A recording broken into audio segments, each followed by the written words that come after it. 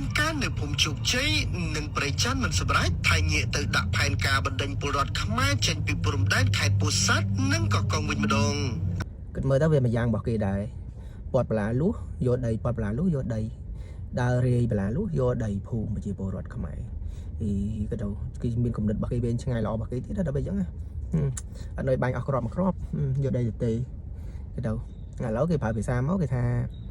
phun pri chân phun chục chi đó vì áp chục chi thì cái vô ba nó này quạt lại luôn đó cái thằng áp chục chi thìแล้วnó kia mà rê lại luôn kia cùng rung mà cái nó màu bạch đen bị chia porot nâu khai po sát hay nâng khai cọc còng cái áp chục chi nó phun chục chi nó phun ở pri chân chân kia mà bạch tó sẽ cảm thấy rê lại luôn đen bị chia porot nó khai cọc còng hay nâng khai po sát trời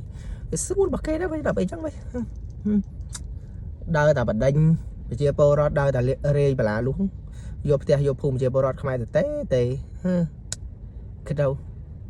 thay thử bán cái đâu thay thử bán bom phun dân stream mình là bom phun dân stream thì stream cầm lang to tôi chỉ bôi nâng cặp lợn bạc kì chẳng là bọc bạn ngọt nồng thằng mồi là bây giờ bom phun dân stream mà bom phun dân á mình tập bón miền đầy tê hay đông thò năng thâu to tăng chỉ mùi nâng cặp lưng bằng bộ dương triêm bằng bộ dương khai có cống khai ở bồ sạt và mình chẳng ấy đây đẹp chỉ bộ rót bằng bộ này những cứ hơi cái bọt là lúc khi đã off rồi đây nhưng mà bộ miền trong đây đấy còn hai về miền là chỉ bộ rót bài dương to tốt trong chia bộ rót bài dương triêm tập bòn cặp ấy tàu triêm mà hơi để dương đẹp miền đây miền tây ấy cho mùi nồng prum bật tôi cho mùi nồng bật tây Thái đang dừng triêm tàu bật năng tàu băng phổ nơi băng phổ ơi bây giờ điền nè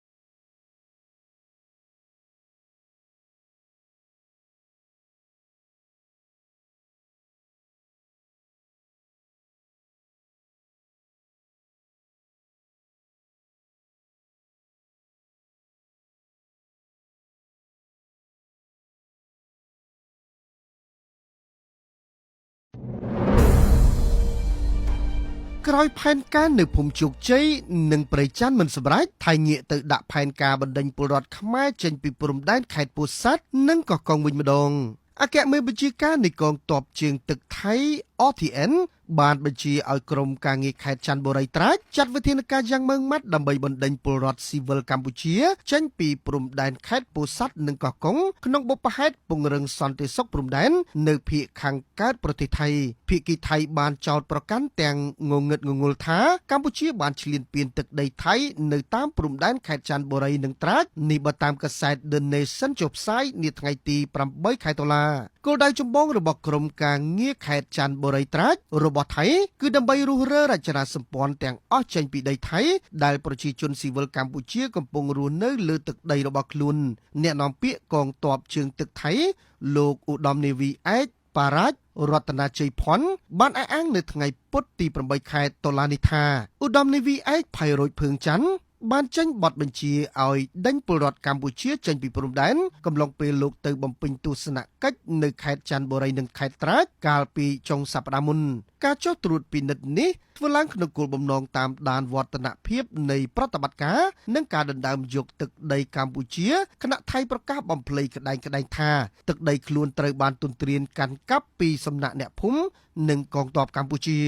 លោកឧត្តមនាវីឯកបារាជបានបញ្ជាក់ថាក្រុមការងារច័ន្ទបុរីត្រាច់ត្រៀមចាត់វិធានការរួចរាល់ប្រសិនបើកម្លាំងកម្ពុជាព្យាយាមវាយលុកដីថៃម្ដងទៀតលើពីនេះលោកបារាជក៏បានពិនិត្យវឌ្ឍនភាព នៅ17ចំណុចតាមបណ្ដោយព្រំដែនដែលថៃចោទថាកម្ពុជាបានទន្ទ្រានកាន់កាប់ភាគីថៃបញ្ជាក់បន្ថែមថាក្រុមការងារថៃបានរុះរើផ្ទះចំនួន3ខ្នងដែលសង់នៅលើដីថៃរួចហើយជាងនេះទៅទៀតលោកបារ៉ាច់ក៏បានចុះទៅពិនិត្យបង្គោលព្រំដែនលេខ